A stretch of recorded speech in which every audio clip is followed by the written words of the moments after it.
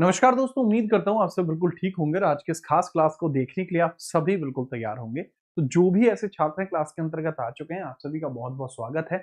बगैर परेशानी के मुझे बता दीजिए कितने ऐसे छात्र हैं जो क्लास में मौजूद हैं। आज है आपका एग्जाम पेपर नंबर 8 यानी हम 8वें नंबर के मॉक को आज करने वाले हैं। ये मॉक कुछ इस तरीके का, इस लेवल का मॉक आपको देखने को मिलने वाला है कि आप खुद भी कहेंगे क्या मॉक है भाई साहब, सिस्टम हैंग मॉक आपको देखने को मिलने वाला है। अभी तो ये समझ लीजिए कि अभी तो सिर्फ ट्रेलर है, अभी पिक्चर बाकी है। ठीक है, लोग ट्रेलर दिखा रहे हैं, मैं पिक्चर दिखाऊंगा। क्या बात है, क्या बात है। गोरखपुर की धरती से गुरुदेव को नमस्कार करते हुए नमस्कार को स्वीकार किया जाता है। आगे हम बात करते हैं। यहाँ पर आप सभी छात्रों के लिए चीजों को आप लोगों के अनुकूल करने के लिए आपका ये मॉक 8 है जो अब चलते ही रहेगा। मतलब यूपी पुलिस के एग्जाम्स तक ये जो 9 बजे का टाइम स्लॉट है, ये आपका फिक्स किया जा चुका है कि अब ये टाइम स्लॉट आप ही के लिए है और आगे भी रहेगा ही रहेगा। जय मां Bhavani, we are starting the class. तो this is mock number 8, mock 8, जो कि आपका किस किस सब्जेक्ट के साथ इंक्लूड अप करता है। सर इसके अंतर्गत अगर आप देखेंगे तो कंप्लीट जीएस है, इसके अंदर कंप्लीट जीएस है। ठीक है, कंप्लीट जीके है, जनरल नॉलेज कंप्लीट है इसके अंतर्गत। साथ ही साथ सर कंप्लीट जीके के साथ साथ इसमें आपको देखने को मिल जाएगा सर स्टैटिक भी देखने को मिल जाएगा, करंट भी देखने को मिल जाएगा। स्टैटिक है, करंट है। ठीक है, कंप्लीट जीके है, स्टैटिक है, करंट है। एंड यही नहीं, अभी और सुनिए, साथ ही साथ आपको देखने को मिलता है करंट अफेयर्स के साथ साथ आपका यूपी जीके है और बाकी चीजें भी इसमें इसके अंतर्गत होंगी। यूपी जीके भी होगा और इसके अंदर साइंस के भी कुछ एक क्वेश्चंस होंगे, करंट अफेयर्स के भी कुछ एक क्वेश्चन होंगे। और ये मॉक 8 बहुत कामयाब रहेगा यूपी एसआई के लिए और यूपी पुलिस कांस्टेबल के लिए भी, क्योंकि इसमें मूल विधि का भी तड़का आपको मिल जाएगा और चीजों को बहुत तगड़े लेवल पर आपके लिए आपका दिमाग पूरा खुल जाएगा। तो we are starting the class. लीजिए अगला सवाल, आपकी सवाल ये रहा कंप्यूटर स्क्रीन पर, समय नहीं लगाया जाएगा। सवाल के बारे में मुझे बताइए, सवाल बहुत जोरदार है, सवाल का जवाब भी जोरदार होना चाहिए। समझिए, किस शासक की प्रशासनिक व्यवस्था बाद में मुगल साम्राज्य के अकबर के द्वारा किए गए सुदृढ़ीकरण का आधार बनी? बताइए कौन सा ऐसा शासक है जिसकी प्रशासनिक व्यवस्था बाद में मुगल साम्राज्य के अकबर द्वारा किए गए सुदृढ़ीकरण का आधार बनी है? तो कौन सा ऐसा रूलर आपको यहाँ देखने को मिलेगा? थोड़ा सा इसके बारे में चर्चा कर लीजिए, बताइए। तो क्या यह बाबर है, क्या यह हुमायूं है, क्या यह शेरशाह सूरी है, क्या यह जहांगीर है? तो 4 लोग आपके सामने हैं, चारों के बारे में चर्चा करते हैं, इसके बारे में बात करते हैं। ठीक है, फिर आपके अंदर बैठे परमात्मा को मेरा प्रणाम, मुझे भी कर लोगे तो चलेगा भाई। चलो स्टार्ट करते हैं, बातों को खींचते हैं मीटर को। देखो मैं यहाँ पे आपको बता दूं कि अकबर ने जो है, अकबर के द्वारा जो एडमिनिस्ट्रेशन का बेस बनाया गया वो किसको बनाया गया? अकबर ने एडमिनिस्ट्रेशन का बेस बनाया था शेर शाह सूरी के जो भी डेवलपमेंट्स हैं। अकबर ने फतेहपुर सीकरी को ही कैपिटल क्यों बनाया? क्योंकि उसका डेवलपमेंट शेर शाह सूरी पहले ही कर चुका था। तो इसका करेक्ट आंसर आप ये समझिएगा कि यहाँ पर लेवल क्या था, कारण क्या था, उसके बारे में थोड़ी सी चर्चा कीजिएगा, जिसके बारे में आप समझ भी पाएंगे। देखो मैं आपको बताता हूँ, शेरशाह सूरी का जो टेन्योर है 1540 से लेके 45 बीच में देखने को मिला है। इसने इस समय में इसने प्रशासनिक व आर्थिक स्तर पर इसने प्रशासनिक व आर्थिक स्तर पर प्रशासनिक व आर्थिक स्तर पर काफी बदलाव किया है। प्रशासनिक व आर्थिक स्तर पर काफी बदलाव किए, काफी बदलाव इसके द्वारा किए गए, काफी बदलाव इसके द्वारा किए गए, काफी बदलाव इसके द्वारा किए गए हैं। ठीक है, याद रखना। तो इसने एडमिनिस्ट्रेटिव और इकोनॉमिक बेसिस पर काफी यहाँ पर चेंज किए हैं। Make much changes, make much changes, make much changes based on administration and economics, based on administration and economics, administration and economics, इसके बेसिस पर काफी ज्यादा जो काम है बच्चे वो किया गया है। ठीक है, काफी सारा काम यहाँ पर किया गया था। यहीं पर हमें समझ में देखने को मिलती है कि भैया जो 1540 से लेके 45 के बीच की ये बातें थी, उसी के अंतर्गत भैया चर्चा की गई है। तो थोड़ा सा इसमें आप समझिएगा कि सर यह जो चेंज है वो इकोनॉमिक और एडमिनिस्ट्रेटिव बेसिस पर है, इसी को किए जाने का प्रयास किया जा रहा है, शेरशाह सूरी इसको कर रहा है। ठीक है, इसी को बाद में आधार बनाता है अकबर। अकबर इसके, क्योंकि इसने सड़क जाल भी बिछवाया था, सबसे बड़ा सड़क जाल इसी ने बिछवाया, सबसे बड़ा सड़क जाल, जो सड़क मार्ग है वो इसी के द्वारा बनवाए गए थे। जैसे सड़कें आजम है, आगरा से बुरहानपुर तक की सड़क है, ठीक है, लाहौर से आपकी आगरा तक की सड़क है, वो सारी की सारी बनवाई थी। और इसी वजह से बाद में चलकर अकबर ने अपने एडमिनिस्ट्रेशन में इसको एक बेस रखा है। ठीक है, चलो नेक्स्ट है बाबर की, अगर मैं बात करता हूं, बाबर ऑल्सो नोन एज डाबर, तो बाबर का कार्यकाल 1526 से 30 है, ये फाउंडर है। इसका कार्यकाल 1530 से लेकर 46 है, टूटा हुआ कार्यकाल है। फिर 1555 से लेकर 56 इसका कार्यकाल रहा है। थोड़ा सा इसके बारे में भी याद रखना, भूलना नहीं है। जहांगीर का कार्यकाल काफी छोटा है, 1605 से शुरू होता है, 1627 तक जाएगा। जहांगीर अपनी महबूबा के चक्कर में काफी ज्यादा क्रैक था, तो इसने अपनी महबूबा के चक्कर में बहुत ज्यादा चीजों को खराब किया है। ठीक है, चलो। कलिंजर के युद्ध में मारा गया था, 1545 में मारा गया था। राम राम भाई जी, राम राम। चलो हम दूसरे सवाल की बात करते हैं, बताइए निम्नलिखित में से कौन सा भारतीय न्याय संहिता 2023 की धारा 309 के तहत लूट नहीं माना जाएगा? कौन सी एक ऐसी है जो लूट नहीं मानी जा सकती? इसके बारे में थोड़ी सी चर्चा करते हैं। देखो क्या लूट है क्या नहीं है, ये हालांकि हम बात कर चुके हैं इसके बारे में। तो AZ के परिवार को तब तक नुकसान पहुंचाने की धमकी देता है जब तक कि वह बहुमूल्य वस्तु सौंप नहीं देता, लेकिन तुरंत नहीं। ये एग्जैक्टली आपकी एक लूट हो गई। ये एग्जैक्टली आपको करेक्टली याद रखना है यहाँ पर कि भैया AZ ये लूट नहीं है, क्योंकि बच्चे ये तो क्या है, ये तो रैंसम है, ये तो रैंसम है, ये तो फिरौती है। ये तो फिरौती आपको देखने को मिल जाएगा, ये लूट थोड़ी है, ये तो फिरौती है। थोड़ा सा याद रखना इसके बारे में, हमने ये पढ़ लिया है ना, ये रिपीट क्वेश्चन है। चलो तीसरे नंबर की बात करते हैं। भारतीय न्याय संहिता 107 के अनुसार किसी बच्चे या अस्वस्थ मन के व्यक्ति को आत्महत्या के लिए उकसाने की संभावित सजाएं क्या है? सब 10 वर्ष तक की सजा का कारावास है, आजीवन कारावास या मृत्युदंड और जुर्माना, ये दोनों दैट पेनल्टीज वगैरह इसमें देखने को मिल जाती हैं। 108 के अंतर्गत इसी के 107 के अंतर्गत इसी का उल्लेख आपका किया गया है। ठीक है, मुझे नहीं लगता कि इसमें आपको कोई भी समस्या रही होगी।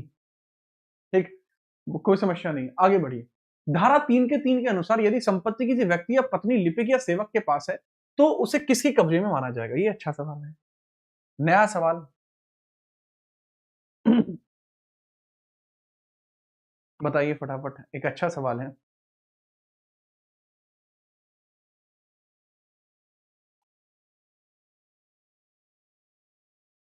ठीक है, फटाफट बताइए, सवाल आपके सामने है। यह किसके संपत्ति में मानी जाएगी?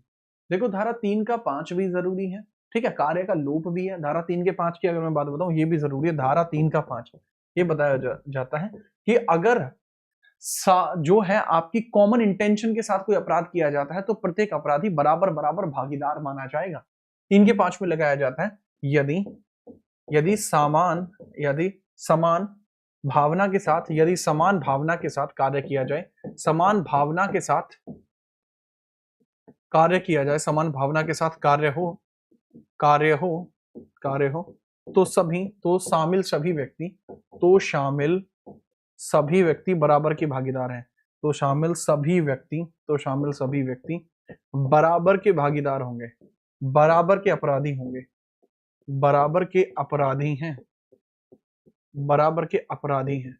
तो मतलब कि बात ये हुई बच्चे कि यदि हम समान भावना के साथ कार्य करते हैं, कार्य हो तो शामिल सभी व्यक्ति बराबर के अपराधी हैं। ये 3 के 5 में, इसको बोलते हैं कॉमन इंटेंशन आर्टिकल।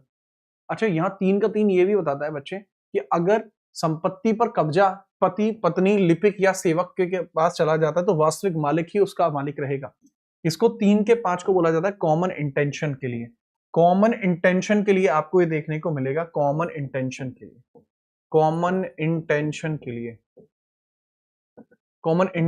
के लिए इसमें चर्चा की जा रही है। यहां सर कॉमन इंटेंशन के लिए आपको ये देखने को मिल जाएगा। ठीक है, चलिए याद रखेंगे। कोई समस्या तो नहीं है? नहीं सर, कोई समस्या नहीं है। आगे हम बात करते हैं क्वेश्चन 4 के बाद क्वेश्चन 5। भारतीय न्याय संहिता 2023 की किस धारा में जुर्माना और उसकी वसूली से संबंधित प्रावधान दिए गए हैं? इन भारतीय न्याय संहिता 2023 which section deal with fine and it's recovery, कि भैया रिकवरी भी होनी है और फाइन भी लगना है। फाइन और इसकी रिकवरी के संबंधित आप चीजों को थोड़ा सा बताइए, क्या आपको देखने को मिल जाएगी, कौन सी धारा आपको देखने को मिलेगी? ठीक है, याद रखना। अगर किसी में 5,000 रुपए का फाइन लगा है तो उसको अधिकतम कितनी सजा मिल सकती है? अगर वो 5,000 रुपए नहीं चुका पाता, सर ये धारा 8 में बताया गया है भैया। धारा 8 बताती है कि फाइन और इसकी रिकवरी किस प्रकार से की जाएगी, वो धारा 8 के अंदर बताया गया है। ठीक है, याद रखना, बहुत ध्यान पूर्वक याद रखना। अगर 5,000 का जुर्माना किसी पे लगा था, वो उस जुर्माने को नहीं चुका पाता। यदि किसी व्यक्ति पर 5,000 का जुर्माना लगा था, 5,000 का जुर्माना किसी व्यक्ति पर लगा, नहीं चुका पाता तो 2 माह की सजा, नहीं चुकाया तो 2 माह तक की सजा है, 2 माह तक की सजा है, तक की सजा आपको देखने को मिल जाएगा, 2 माह तक की सजा देखने को मिल जाएगी, 2 माह तक की सजा आपको देखने को मिल जाएगा। अगर 5,000 तक का जुर्माना है और वो नहीं चुकाया तो भैया 2 माह तक की सजा है। दूसरा इसके अंतर्गत पॉइंट आपको देखने को मिलता है, 10,000 रुपए से कम का जुर्माना है तो 4 महीने तक की सजा है।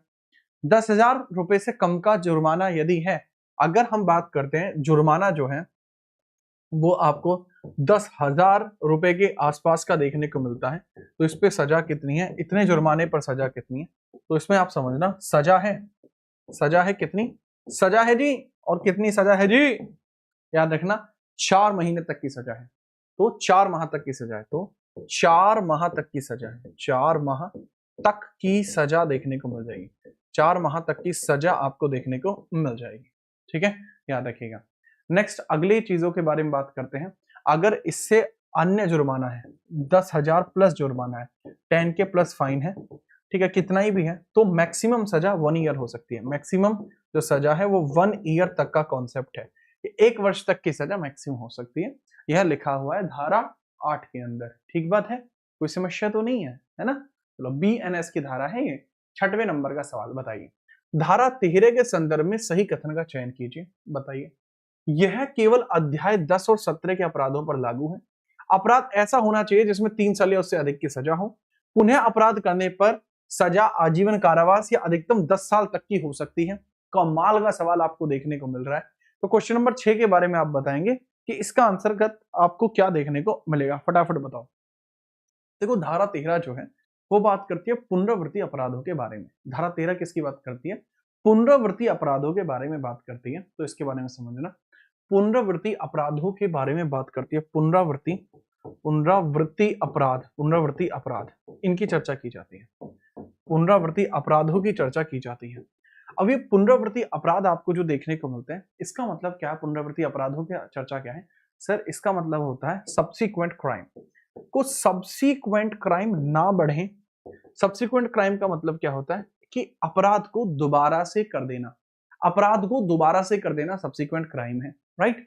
तो उसी के बारे में चर्चा की जाती है। तो 1 2 3 तीनों के तीनों को ही अगर मैं देखूं तो यही बताते हैं कि भैया तीनों ऑप्शन विकल्प सही हैं। अध्याय 10 और 17 पर ही लागू है, 3 साल या उससे अधिक की सजा है तो उसको सजा, पुनः अपराध करता है तो आजीवन कारावास या 10 वर्ष तक की सजा हो सकती है। ठीक है, याद रखना। धारा मतलब अध्याय 10 और 17 दोनों ही जरूरी इसमें हो जाएंगे, अध्याय 10 और 17 दोनों ही इसके अंतर्गत आपके हो जाएंगे। बहुत बार पढ़ा है मैंने, बहुत बार पढ़ा है। अगला सवाल बात करते हैं, क्वेश्चन नंबर, अच्छा ये क्या है, छठा ही है ये क्वेश्चन, बट एक एक्स्ट्रा क्वेश्चन डल गया तो इसे बता दीजिए। BNSS के इलेक्ट्रॉनिक संचार की परिभाषा में ऑडियो वीडियो प्लेयर शामिल है, ये रिपीटेड क्वेश्चन है वैसे भी। ठीक है, 7वें क्वेश्चन की बात करते हैं, नागरिक के लिए सूचना का अधिकार RTA अधिनियम के तहत पहली अपील और दूसरी अपील के उपाय का इस्तेमाल समाप्त हो जाता है तो वह संविधान के अनुच्छेद के तहत उच्च न्यायालय में जा सकता है। तो बताइए कौन सा आर्टिकल वो यूज करेगा और वो चला जाएगा उच्च न्यायालय, उच्च न्यायालय में वो जा सकता है। विनय कुमार भी क्लास में आ चुके हैं। बेटा गणेश कुमार जो MTS के पेपर को लेकर चर्चा कर रहे हैं, यार मान जाओ, मैं नहीं चाहता इस प्रकार की कोई भी वीडियो मेरे द्वारा करी जाए अब। ठीक है, बात को समझ। अच्छा, मैं एक स्पेशल अनाउंसमेंट भी करने वाला हूँ आज की वीडियो में ही कि मैं आप लोगों के लिए GS का एक बैच फ्री करने के बारे में, जो लंबे टाइम से मतलब अर्जी चल रही थी आपकी कि सर GS को पूरा फ्री ही कर दीजिए, तो उसमें टाइमिंग बताएंगे आप? मैं YouTube पर कितने बजे लाइव आऊं, दिन में एक टाइम कोई बताओ जहां पे मैं आपको GS का एक पूरा का पूरा बैच फ्री कर दूं। एक मैं कंप्लीट GS फ्री करना चाह रहा हूं, कंप्लीट GS फ्री कर दूं, कंप्लीट GS फ्री कर दूं। एक टाइमिंग आप मुझे बता दो जिसपे आप लाइव आ पाए। ठीक है, अच्छा इसके आंसर की मैं बात करता हूं। सूचना का अधिकार RTI अधिनियम के तहत अगर पहली अपील खारिज हो जाती है तो उच्च न्यायालय में जा सकता है, आर्टिकल 226, यही है रिट का अधिकार। इसमें है आर्टिकल 74 की चर्चा में करता हूं, आर्टिकल 74 की चर्चा में करता हूं, तो यह देखने को मिलता है आपका मंत्रिपरिषद के बारे में। 184 जो बात करता है, ये बात करता है हमारे राज्य विधानमंडल के विधान परिषद में अध्यक्षों के बारे में बात करता है, और 30 जो बात करता है ये हमारे बात करता है अल्पसंख्यकों के अधिकारों के बारे में। ठीक है, चलो 8वें नंबर का सवाल है, पर्यावरण जो आपका प्रोटेक्शन एक्ट था 1986, इसका काम क्या था? सभी काम थे। संविधान के 48 को लागू करना, स्टॉकहोम परिवर्तन को लागू करना, मानव पर्यावरण और संरक्षण के बीच में सुधारों को लाना, ये काम था। 9वें नंबर का सवाल है, निम्नलिखित में से किस अधिनियम का उद्देश्य वनों की कटाई के दर को नियंत्रित करके वनों की रक्षा करना है? बताओ। वनों की कटाई की दरों की रक्षा करके वनों की रक्षा हमें करना है, या किसका ऑब्जेक्टिव है? 10 से 12 के बीच में। अच्छा अच्छा, मैं ये सोच रहा हूं कि आप लोगों के लिए जो जीएस के फ्री बैच की टाइमिंग रखी जाए वो 9 पीएम रख दूं, 10 पीएम रख दूं, रात में 10 बजे, रात में 10 बजे वो रख दूं, और बिल्कुल पेड बैच का कॉन्सेप्ट में रखूं। पेड बैच का कॉन्सेप्ट रखा जाए, पेड बैच का कॉन्सेप्ट रखा जाए, मतलब इसकी PDF, practice PDF, practice PDF भी दूं, प्रैक्टिस भी दूं, पीडीएफ भी दूं, प्रैक्टिस पीडीएफ भी दूं, ये सारी चीजें मैं कर दूं, ऐसा मतलब मेरा मानना है। ठीक है, चलो। नमस्ते भाई ईशांत भाई, क्या हाल है? तो मैंने पूछा कि भैया वनों का बचाना है, तो फॉरेस्ट आपका प्रोटेक्शन एक्ट था 1980, यही आता है। फॉरेस्ट प्रोटेक्शन एक्ट 1980 इसी के लिए चर्चा करता है, याद रखना। ठीक है, हाँ, रात में 10 बजे का इसलिए क्योंकि सब ऑफिस वगैरह से फ्री हो जाते हैं, ऑफिस वगैरह से फ्री हो जाते हैं। 10 पीएम, हाँ, नाइट 10 पीएम। ठीक है, चलो। 10वें नंबर का सवाल ये रहा, निम्नलिखित में से कौन सा मामला एक जिसके कारण पॉश अधिनियम बना था? सर यह आपका था विशाखा वर्सेस स्टेट, आपका क्वेश्चन था बाबू। मैं ये देख रहा हूं इसमें से 3 क्वेश्चन रिपीट हुए, तो मैं 3 क्वेश्चन एक्स्ट्रा कराऊंगा। ठीक है, चलो आगे हम बात करते हैं। अगला सवाल ये रहा, बताइए भारत के संविधान में 5वीं अनुसूची और 6ठी अनुसूची के प्रावधान किसके लिए किए गए थे? बताइए। ये भी अच्छा सवाल है। भारत में 5वीं अनुसूची और 6ठी अनुसूची के जो प्रावधान है वो किसके लिए कराए गए हैं?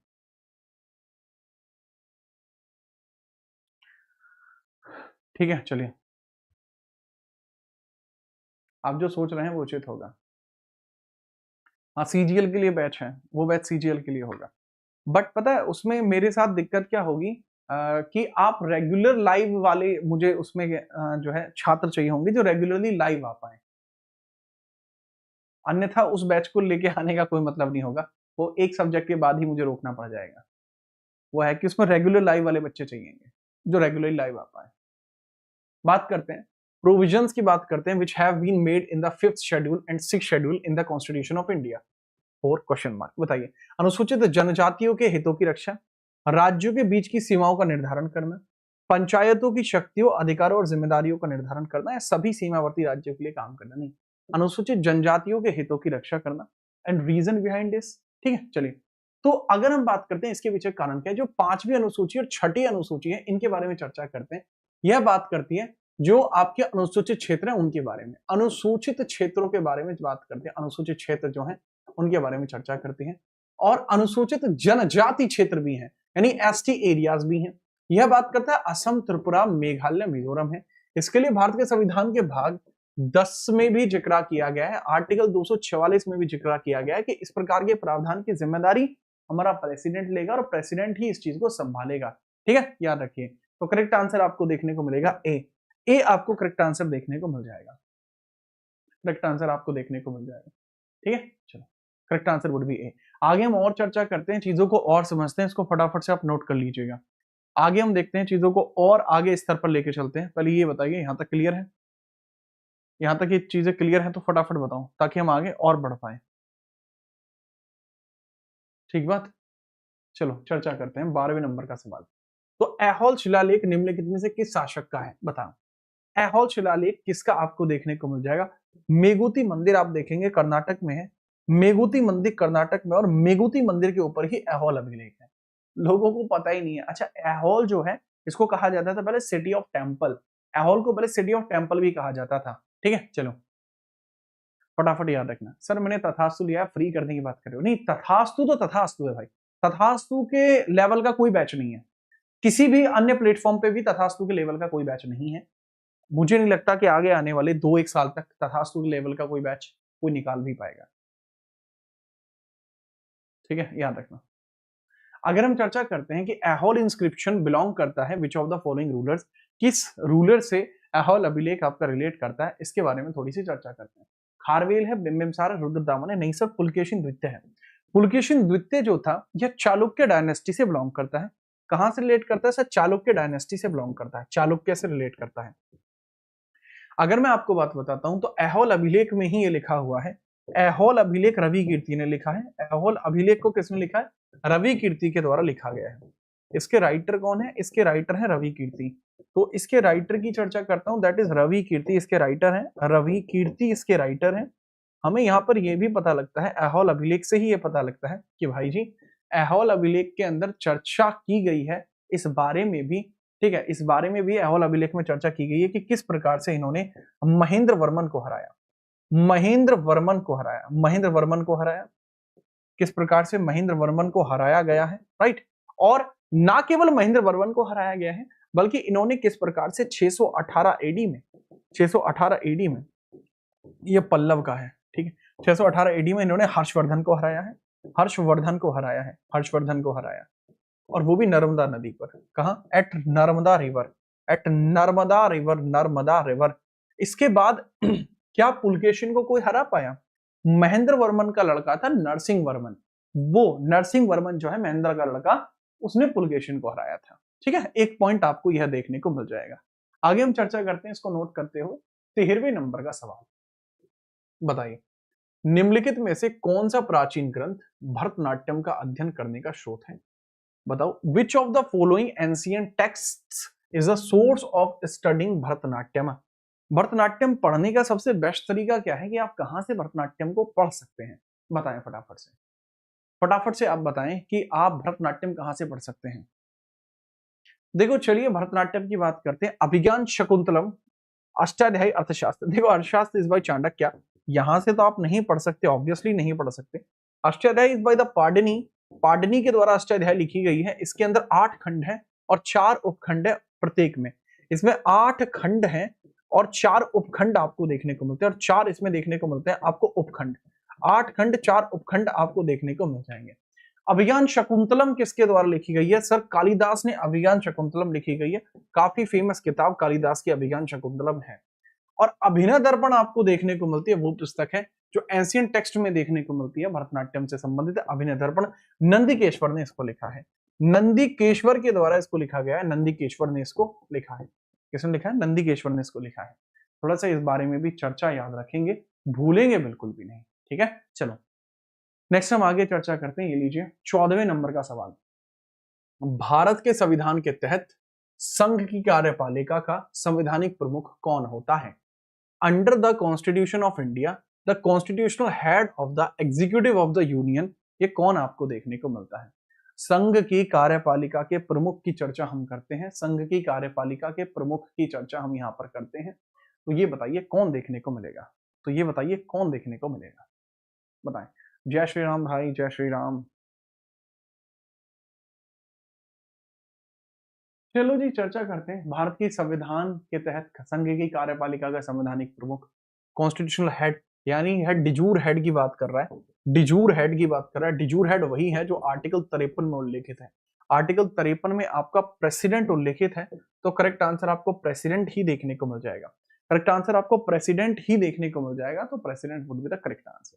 प्रेसिडेंट ही इसमें सही जवाब आपको देखने को मिलेगा, प्रेसिडेंट ही आपको इसमें सही जवाब देखने को मिलेगा, ठीक है। चलो नेक्स्ट हम बात करते हैं 15वें नंबर का सवाल। बताइए नीचे दिए गए किस शहर को पहले और चौथे जैन तीर्थंकर के जन्म स्थान के रूप में जाना जाता है? बताइए। पहले और चौथे जो जैन तीर्थंकर हैं उनसे रिलेटेड आपका यह कौन सा टर्म आपको देखने को मिलेगा, इसके बारे में चर्चा करिए और बताइए बगैर परेशानी के। इसके बारे में चर्चा करना तो बनता है भाई, चर्चा करना तो बनता है।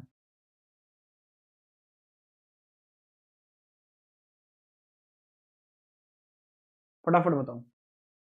चौथे थे अभिनंदन नाथ, चौथे थे अभिनंदन नंदन, अभिनंदन नाथ।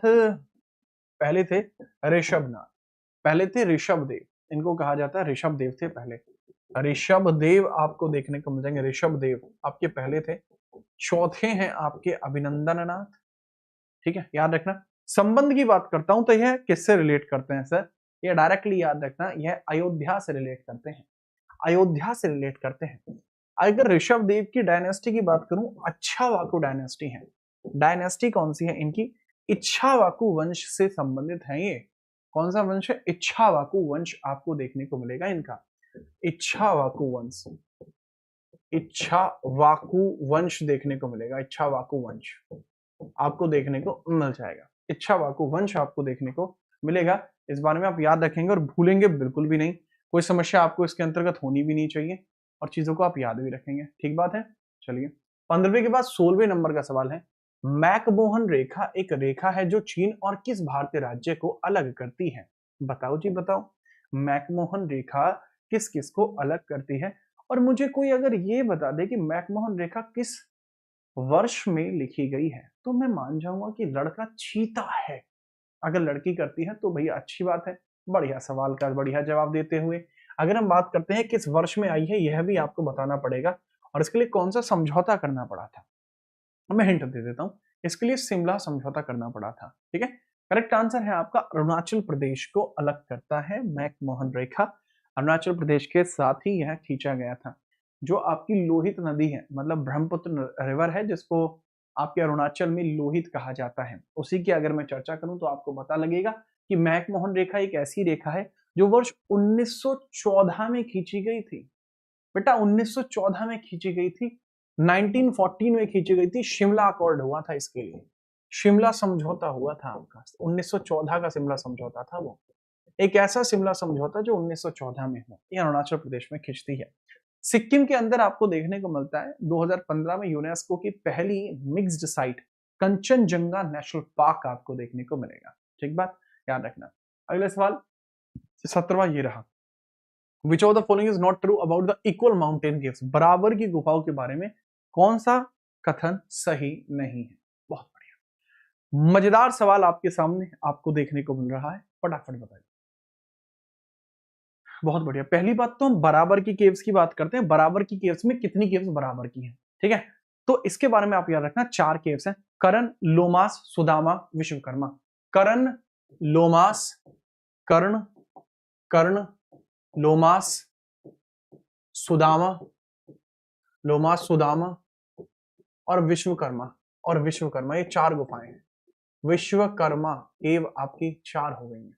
कर्ण केव, लोमाश केव, सुदामा केव और विश्वकर्मा केव, ये 4 केव हुई है बच्चा। जी सर। अब इसके बारे में याद रखें, बराबर पहाड़ियों पे कुल 4 गुफाएं हैं, तो करेक्ट है जी, 4 गुफाएं आपको देखने को मिल जाएंगे। टोटल 4 केव्स ही आपको देखने को मिल जाएंगे, कुल 4 गुफाएं आपको देखने को मिल जाएंगी। ठीक है, अशोक के शिलालेख 3 गुफाओं की दीवारों पर पाए जाते हैं।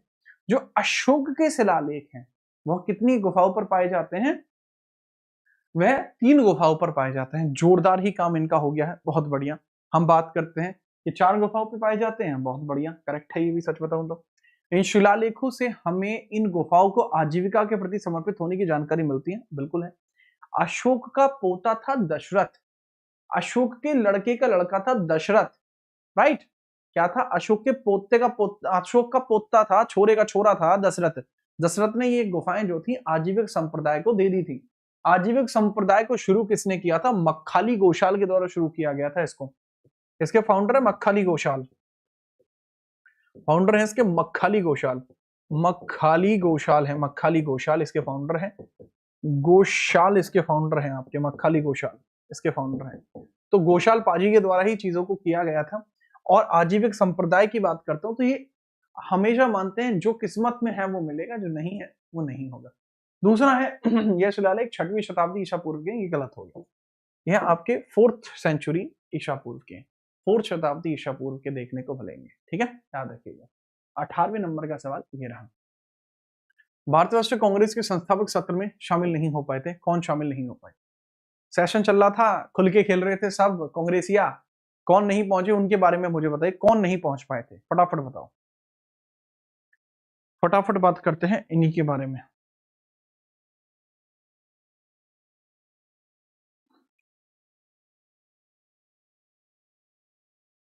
ठीक है, काफी बढ़िया है। एमजी रानाडे पहुंचे थे, रानाडे। महादेव गोविंद रानाडे आपको देखने को मिले हैं यहां पर। लेकिन इंडियन नेशनल एसोसिएशन के मालिक, इंडियन नेशनल एसोसिएशन के मालिक ये पहुंचे हैं सुरेंद्रनाथ बनर्जी। ये वो व्यक्ति हैं जिन्होंने 18 क्षेत्र में इंडियन नेशनल एसोसिएशन बनाया था। इंडियन नेशनल एसोसिएशन, एसोसिएशन इनके द्वारा बनाया गया था, इंडियन नेशनल एसोसिएशन इनके द्वारा बनाया गया था, वो आपको यहाँ देखने को मिलता है सुरेंद्र नाथ बनर्जी भाई के द्वारा आपको देखने को मिलेगा। एओ ह्यूम्स भी फाउंडर हैं भाई, फिरोज शाह मेहता भी फाउंडर है, एमजी अर्नाडी भी है। अच्छा, ये इंडियन नेशनल एसोसिएशन है, ये कांग्रेस में जुड़ता है, कांग्रेस में जुड़ता है, कांग्रेस में 1886 में जुड़ा था। किसके कहने पर भाई? दादाजी, दादा भाई के कहने पर ये जुड़ा था, दादा भाई के कहने पर ये जुड़ा था। इसके बारे में थोड़ा सा याद रखेंगे, ठीक है? मेरे ख्याल से आप ये भी समझ पाए हैं। कांग्रेस का नाम शुरुआती तौर पर कांग्रेस नहीं रखा गया था, कांग्रेस का नाम शुरुआती तौर पर कांग्रेस नहीं था, ठीक है, याद रखना। ओके चलो याद रखें, हम आगे आगे हम बात करते हैं, ठीक है? चलिए आगे हम बात करते हैं 19वें नंबर का सवाल। बताइए, निम्नलिखित में से कौन कंप्यूटर पर किसी व्यक्ति या सूचना को प्रमाणित करने का तरीका नहीं है? Which of the following is not a way to authenticate a person or information on a computer? कौन सी ऐसी चीज है जो कंप्यूटर पर ऑथेंटिकेट करने का तरीका नहीं है? फटाफट बताओ। पासवर्ड खोलने का तरीका निम्नलिखित में से कौन सा नहीं है?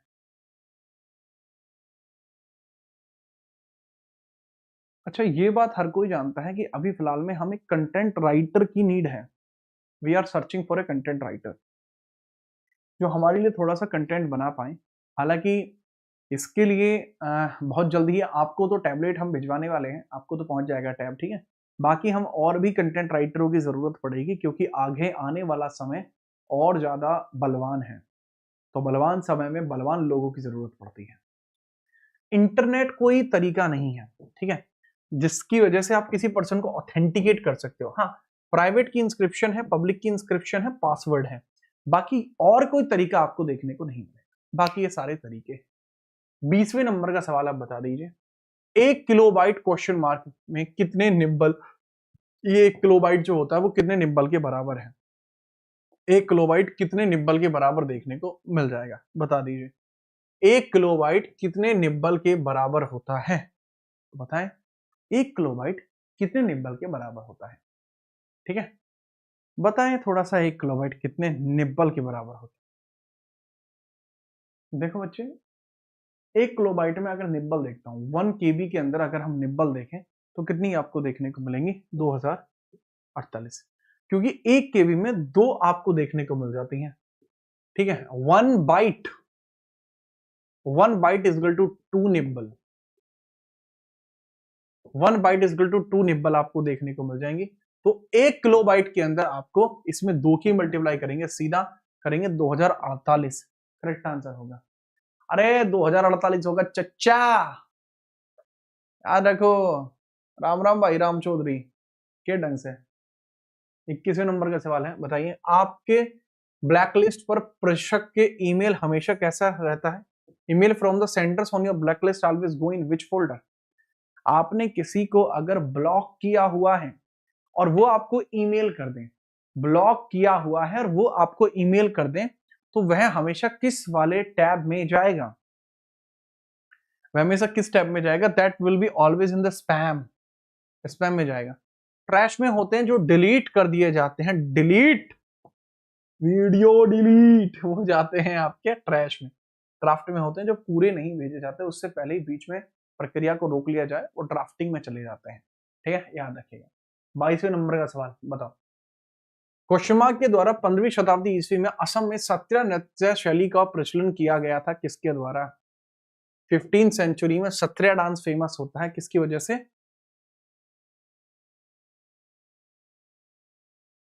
करेक्ट आंसर की बात बताइए। असम के अंदर जो सत्रिया डांस है वो कैसे कैसे पॉपुलर हुआ, बताओ। मेरठ की धरती से प्रणाम गुरुदेव, निखिल का ऐसा कहना। निखिल आपका जलवा है।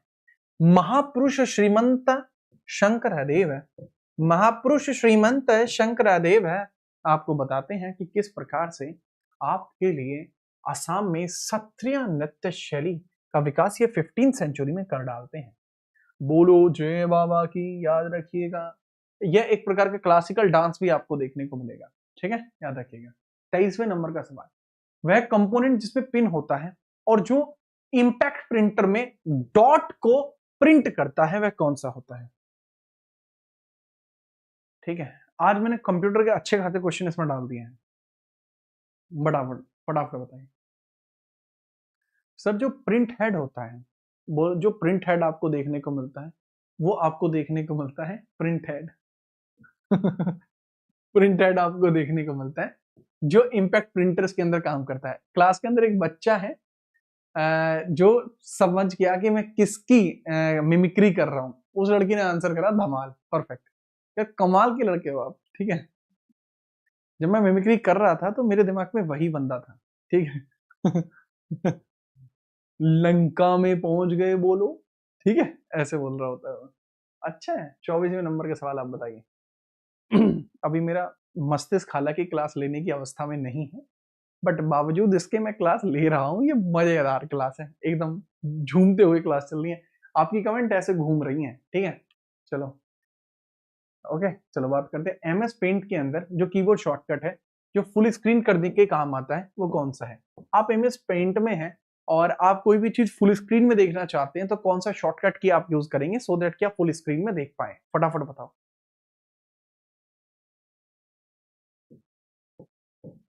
F11। F11 वो की होगी जो आप फुल स्क्रीन में देख पाएंगे। F11, ठीक है, याद रखना।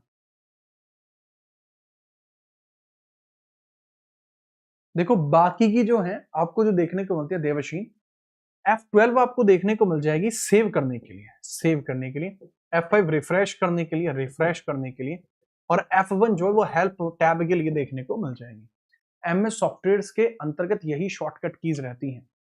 25वें नंबर का सवाल, अच्छा उससे पहले ये समझ लीजिए कुछ शॉर्टकट कीज हैं जो एमएस पेंट में है। कंट्रोल एंड न्यू आपका ब्लैंक पेज बनाने के लिए, ओ एग्जिस्टिंग पिक्चर या ड्राइंग खोलने के लिए, सेव के लिए, रिनेम के लिए, एग्जिस्टिंग आफ्टर चेंज आपको देखने को मिल जाएंगे। बढ़िया। संगीत नाटक अकेडमी पुरस्कार विजेता दीपक मजूमदार किसके प्रतिपादक हैं। दीपक मजूमदार किस चीज के प्रतिपादक हैं, किस चीज के लिए फेमस हैं आपके, फटाफट बताओ। करेक्ट आंसर की हम बात बताएं। देखो मजूमदार नाम है इनका, दीपक मजूमदार। तो दीपक मजूमदार आपको जो देखने को मिलते हैं, ये रिलेट करेंगे आपके भरतनाट्यम से। कौन सा नाट्यम, भरतनाट्यम से आपके रिलेट करेंगे। Correct answer would be C, Bharatanatyam. इनके बारे में थोड़ा सा आप याद रखेंगे, भूलेंगे बिल्कुल नहीं भाई जी, थोड़ा सा इनके बारे में याद रखना। भरतनाट्यम से रिलेट करते हैं, ठीक है। चलो ओके, याद रखना। मणिपुरी की मैं बात करता हूँ, यह मणिपुर में ही, ऑब्वियस सी बात है, मणिपुरी है, मणिपुर में ही होगा। इसका जो भाव है लास्य भाव से होता है, और इसके अंदर जो भाव है वो भक्ति का है। 17 आसाम में होता है। 26वां बताइए, निम्नलिखित में से कौन सा स्मारक अपनी वास्तुशिल्प शैली के लिए सही जोड़ा गया है। खजुराहो फ्रेंच, अच्छा। कुतुब मीनार इंडो इस्लामिक, अच्छा। India Gate Rajput, Lotus Temple Mughals, आय हाय हाय, बिल्कुल गलत है यार ये सारे। हाँ, एक इसमें सही भी है। करेक्ट, हम बात करते हैं इसमें से सही कौन सा। सर इसके अंदर जो कुतुब मीनार है, यह बनाया जाता है कुतुबुद्दीन ऐबक के द्वारा। इसको कुतुब ऐबक शुरू करता है 1199 में एडी में शुरू करता है। आगे इसको पहली फ्लोर तो ये बना डालता है, फर्स्ट फ्लोर तो बना डालता है, बाकी की 2 3 4 जो फ्लोर है ना भाई इसकी, वो नहीं बना पाता। क्योंकि 2 3 4 फ्लोर जो बाद में आपको इसकी देखने को मिल जाएंगी, वो अलग ही देखने को मिलेंगी, अलग ही देखने को मिलेंगे भैया जी। 2 3 4 फ्लोर आपको देखने को मिलती हैं जो किसके द्वारा निर्मित कराई गई हैं। 2 3 और 4 फ्लोर, नाम रखिएगा जिनके द्वारा ये बनाई जाती हैं। 2 3 4 फ्लोर नाम क्या है जी। सर 2 3 4 फ्लोर जो बेसिक डेवलप की गई हैं, वो किसके द्वारा डेवलप की गई हैं। इल्तुपाजी, इल्तुतमिश के द्वारा की गई है। और पांचवी जो बनाई है वो 1369 में बनाई गई थी, फिफ्थ फिरोज शाह तुगलक के द्वारा, क्योंकि आकाशीय बिजली से इसका खेल खराब हो गया था। ये इंडो इस्लामिक है। खजुराहो टेम्पल फ्रेंच नहीं है, चंदेली शैली है, चंदेल शैली इसको कहा जाएगा, चंदेल शैली। राजपूत की नहीं है, दिस इज ब्रिटिश आर्किटेक्चर है, ब्रिटिश आर्किटेक्चर है। Lotus Temple is a Bahai architecture, Bahai architecture देखने को मिलता है। Correct answer would be B, B is the correct answer. ठीक है, चलिए नेक्स्ट 27वां सवाल। संघ लोक सेवा आयोग के नए अध्यक्ष के रूप में मई 25 में कौन चुने गए थे। अजय पाजी चुने गए थे, अभी फिलहाल में ये भी हट चुके हैं। आर्टिकल 316 के थ्रू इनका अपॉइंटमेंट होता है, आर्टिकल 316 के थ्रू इनका अपॉइंटमेंट होता है। इनका अपॉइंटमेंट आपको देखने को मिलेगा, अपॉइंटमेंट आपको देखने को मिल जाएगा, थोड़ा सा याद रखेंगे। इनका अपॉइंटमेंट आपका होता है जिसको आप याद रखेंगे। ठीक है, चलिए सुनील भाई कैसे हैं आप। अगला सवाल है 28वें नंबर का है। किसी भी टेनिस खेल में पहला अंक क्या होता है? टेनिस गेम्स के अंदर जो पहला अंक होता है वो क्या होता है? टेनिस गेम खेलने जा रहे हो, पता कुछ है नहीं, टेनिस गेम में पहला अंक कितने पे होता है? देखो, प्यार जो होता है वो हमेशा जीरो होता है, जीरो प्यार होता है, क्योंकि प्यार को नापा नहीं जा सकता। अगर जीरो अंक है तो वो क्या कहलाएगा? लव। और लव इज ब्लाइंड, ये तो आप जानते ही हैं। क्यों? क्योंकि जी लव इज ब्लाइंड, लव तो जी अंधा है जी, है ना? याद रखना इस चीज को, क्योंकि दिल तो बच्चा है जी, इसको आप याद रखेंगे। जीरो अंक को कहा जाता है लव। अगर फर्स्ट पॉइंट की बात करता हूं, पहला पॉइंट आपका जो गिरता है वो कब गिरता है? सर वह गिरता है 15 पे, ठीक है। और 4 पॉइंट का होता है गेम पॉइंट। 15 बार गिरती है तो बनता है आपका फर्स्ट पॉइंट। और आप याद रखना 4 पॉइंट होता है आपका गेम पॉइंट, फोर्थ पॉइंट होता है आपका गेम पॉइंट। आपका ये होता है गेम पॉइंट।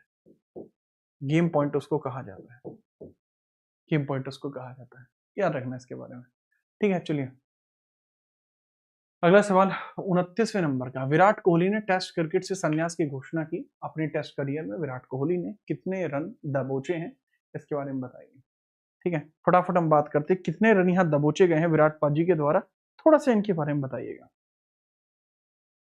देखो 123 टेस्ट मैच इन्होंने खेले, ठीक है। चलो 123 टेस्ट मैच इन्होंने खेले, 1 2 3 टेस्ट मैच इन्होंने खेले। ओ पाजी तू ही ध्यान दो थोड़ा, 123 मैच खेले और रन कितने बनाए हैं इन्होंने, उसके बारे में याद रखना। सर रन बनाए हैं इन्होंने 9230, ठीक है। आप याद रखना कोहली के द्वारा स्कोर किया जाता है 9230। और इनके द्वारा T20 से भी संन्यास की घोषणा कर दी गई है, मैं आपको बता दूं। अब ये T20 में भी संन्यास ले चुके हैं। तीसरा सवाल, जब पृथ्वी पूरब की तरफ घूमती है तो पूर्वी जगहों का स्थानीय समय क्या होता है? जब पृथ्वी पूर्व की ओर घूमती है, वेस्ट टू ईस्ट की तरफ घूमती है, ऑब्वियसली बात है वेस्ट टू ईस्ट ही घूमती है पाजी, तो इसके बारे में आपसे पूछा जा रहा है कि भैया क्या इंपैक्ट पड़ेगा, फटाफट बताइए, फटाफट बताओ। चलो देखो हम बात करते हैं अहिड, पश्चिमी स्थानों के स्थानीय समय से आगे चलेगा। जो पूरब का टाइम होगा वो पश्चिमी टाइम से आगे होगा, जो कि सच बात है, क्योंकि सूर्य उदय भी इसी वजह से करेक्ट है, पश्चिमी स्थानों से स्थानीय समय से आगे होगा पूर्व का समय। सो इसी कारण से हमें पता लगता है कि अरुणाचल जो है, अरुणाचल में सूर्य उदय पहले होता है, अरुणाचल में सूर्य उदय पहले होता है, सूर्य उदय पहले होता है, मतलब वहां टाइम पहले होता है, राइट। इंडिया का जो एक्सपेंशन है वो लगभग 30% देखने को मिलता है, ठीक है। 30% आपको देखने को मिलता है इंडिया का एक्सपेंशन। 31वां, पंडित किशन महाराज का एक प्रसिद्ध वादक है, किशन पाजी क्या बजा रहे होते हैं बताइए? किशन महाराज आपके क्या बजा रहे होते हैं? सर धै तबला, धै तबला, इनके द्वारा तबला बजाया जाता है। इनका हिसाब किताब बहुत मजबूत देखने को मिल जाएगा, बनारस घराने से हैं। और जो ये तबला बजाते हैं भौकाल मचाते हैं। तो तबला जिस लेवल का ये बजा सकते हैं कोई नहीं बजा सकता। पंडित किशन महाराज देखने को मिल जाएंगे, फेमस इंडियन तबला प्लेयर हैं जी, बहुत जोर का तबला बजाते हैं, तबला ही तबला बजाते हैं, तबड़ी तबला बजा दिया जाता है इनके द्वारा बहुत जोरदार। कुछ अलग ही लेवल का तबला ये बजा रहे होते हैं, थोड़ा सा इनके बारे में याद रखें। तबला बजाते हैं, ठीक है, तबला बजाते हैं जी, इनके द्वारा तबला बजाया जाता है, थोड़ा सा याद रखेंगे। 32वें नंबर का सवाल ये रहा, भारत के प्रधानमंत्री मोदी के किस योगदान के लिए उन्हें honorary order of freedom of Barbados से सम्मानित किया गया?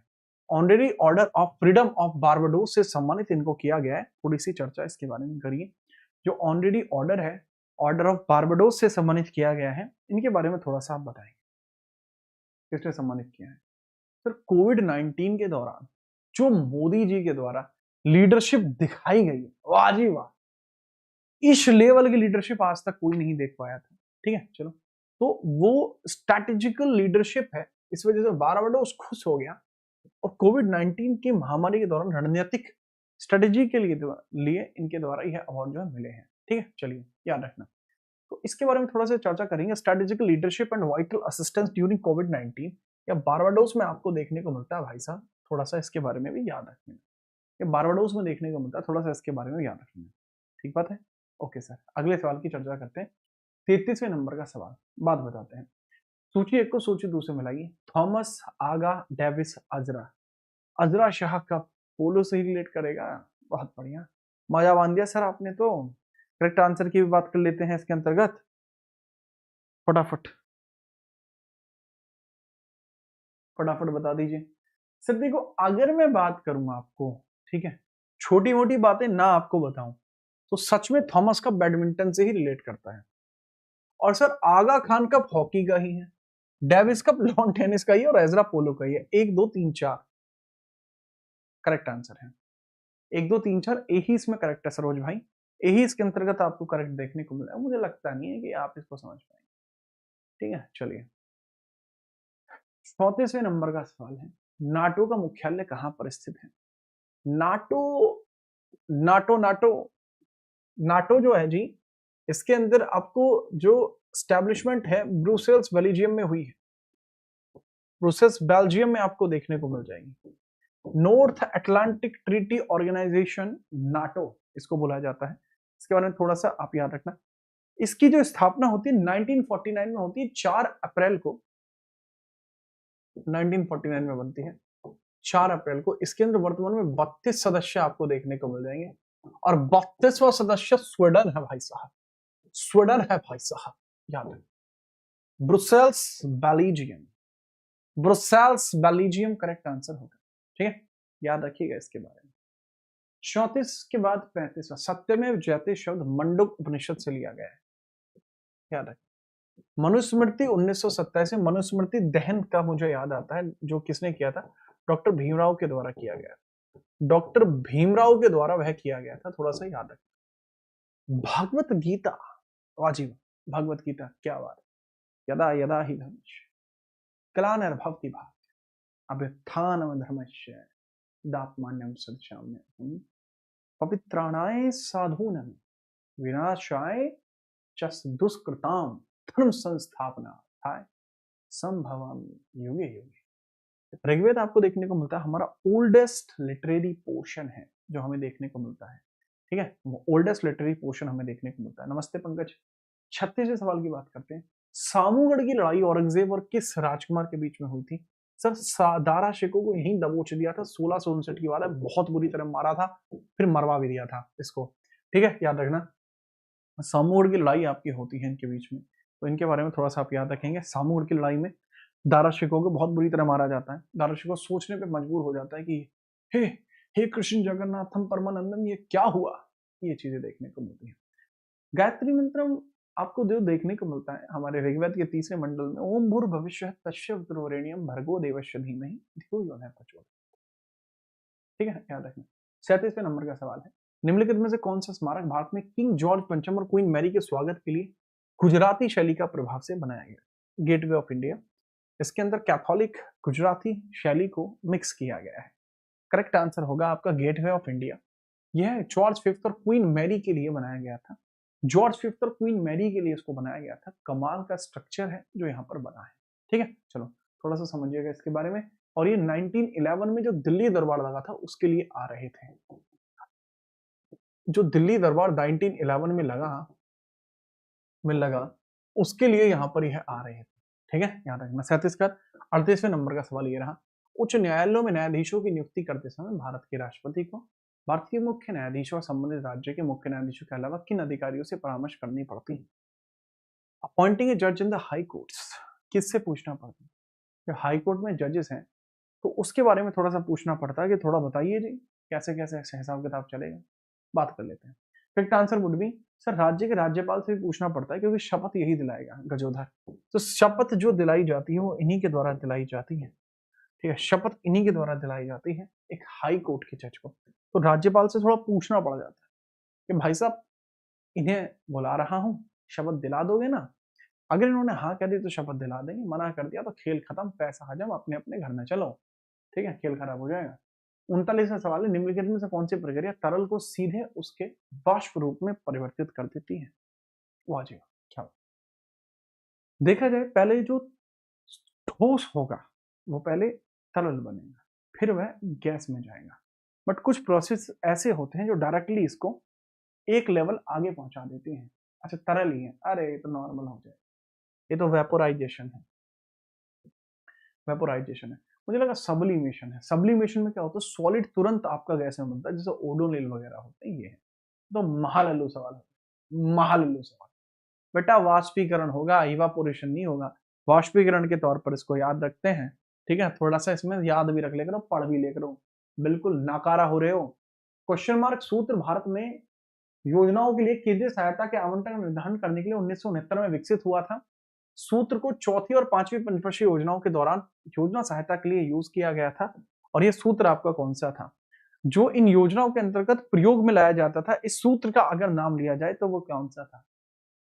गॉडगिल फॉर्मूला यही था, यही था आपका गॉडगिल फॉर्मूला जिसमें यहां चर्चा की जाती है। गॉडगिल फॉर्मूला यही था, गॉडगिल फॉर्मूला आपको यही देखने को मिलता है। ठीक है, याद रखिएगा। इसके बाद एक सवाल और मैं आपको बता देता हूं, बता दीजिए कि निम्नलिखित में से कौन सा भारत में पंचायती राज व्यवस्था के 3 स्तरों को सही ढंग से मैच करता है? ग्राम सभा, नगर परिषद, नहीं, नगर में पहुंचे, ग्राम पंचायत, ब्लॉक असेंबली बिल्कुल नहीं, नगर परिषद, ब्लॉक समिति और जिला परिषद। ग्राम पंचायत, नगर निगम गलत हो गया, करेक्ट आंसर सी इसके अंतर्गत हो जाएगा। जो हमें देखने को मिलता है 243 के सी में इसकी संरचना की चर्चा पता लगती है, उसके अकॉर्डिंग ये सही है। काम खत्म हुआ। ये जो अगला सवाल है बच्चे, ये आपका होमवर्क के लिए है, इसको आप बता जरूर देना। अच्छा, यहाँ पर मैं 2 बातें आपसे करना चाहूंगा, जो बच्चे जाना चाहते हैं जा सकते हैं। पहले आप ये समझो, ठीक है, अब मैं थोड़ी मैथोलॉजिकली बात करूंगा सीधा। ठीक है, अब तो हनुमान जी की बात करूंगा क्योंकि वही है जो जीवन में आपके लिए, हमारे लिए चीजें सही कर सकते हैं। आप हमेशा अपनी शक्तियों का प्रयोग मत करिए, जब जरूरत हो तो ही अपनी शक्तियों का प्रयोग आप करें। हनुमान जी की तरह रहिए। हनुमान जी में इतनी अपार शक्ति थी, वो चाहते तो सूरज को खा सकते थे, लेकिन फिर भी बहुत प्यार से वो रहते थे और बहुत नॉर्मल लेवल पे चलते थे। एक बच्चा कह रहा है सर पानी की बोतल दिखा ही दीजिए। बेटा अभी फुल भरी रखी है, अभी पीऊंगा मैं इसको, ठीक है, अभी पूरी भरी हुई रखी है, पूरी फुल, ठीक है, ये अभी पीनी थी। ठीक है, चलो हम बात करते हैं, शक्ति का प्रदर्शन मत करिए। वो 15 लीटर है, 15 लीटर, हाँ ऐसे ही हमारे यहाँ इसी वजह से मैं ऐसा हूँ, क्योंकि हम 15 लीटर की बोतल से पानी पी रहे होते हैं, शक्ति का प्रदर्शन हम नहीं करते। तो मैं बताना ये चाहता हूं कि जब लक्ष्मण जी को मूर्छा आई तो प्रभु श्री राम ने सोचा था कि मेरा ये सबसे बड़ा संकट कौन हरेगा? वही संकट तो अपार है कि भैया जाना है, संजीवनी बूटी लेकर आना है। ये लेकर कौन आएगा? तो भैया सिंपल सी बात कह दी जाती है, ठीक है लेके आइए। हनुमान जी जाते हैं तो हनुमान जी कहते हैं सूरज से कि सूरज इतना याद रहे, संकट एक सूर्य वंश पे है, लंका के नीच राहु द्वारा आघात दिनेश अंश पर है। अब ये बड़े प्यार से समझा रहे हैं, पहले बड़े प्यार से समझा रहे हैं कि मान जा मान जा सूरज भाई, मान जा कि सूरज इतना याद रहे, संकट एक सूर्य वंश पर है, लंका के नीच राहु द्वारा आघात दिनेश अंश पर है। यदि मेरे आने से पहले किरणों का चमत्कार होगा तो सूर्य वंश में सूर्यदेव निश्चित ही अंधकार होगा। अब या तो वो मान जाएगा, अन्यथा याद रहे दिनकर, अंजनी तने से पाला है, बचपन से जान रहे हो तुम हनुमत कितना मत वाला है। फिर तुमको मुख में धर लेने का वही क्रूर साधन होगा, बंदी मोचन तब होगा जब लक्ष्मण का दुख मोचन होगा। तो ये आपको देखने को मिलता है, थोड़ा सा याद रखना, अपनी शक्तियों का प्रदर्शन बहुत कमाल के तरीके से किया करो। अच्छा, दूसरी बात यही, और ठीक है, थोड़ा सा एक और बताइए कि भाई थोड़ा सा ये आप मुझे थोड़ा सा एक छोटी छोटी चीजें बता दीजिए कि आप लोगों के लिए जो कंप्लीट जीएस में लाने के बारे में सोच रहा हूं वह कितने बजे मैं शुरू किया करूं। आप वो टाइम जरूर मेंशन कर देना। अब कल मिलते हैं। जय हिंद, वंदे मातरम। आपकी जो 10:30 बजे वाली क्लास है, उस 10:30 बजे वाली क्लास में आप पहुंचो। मिलता हूं 10:30 बजे। जय हिंद।